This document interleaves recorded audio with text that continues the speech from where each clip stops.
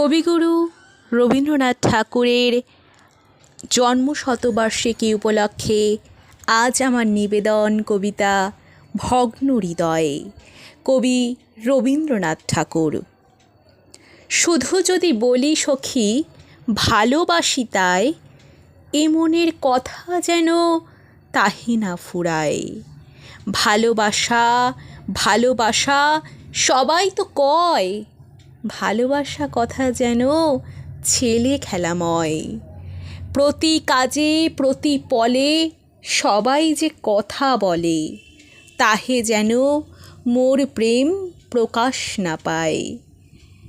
মনে হয় যেন সখী এত ভালোবাসা কেহ কারে বাসে নাই, কারো মনে আসে নাই।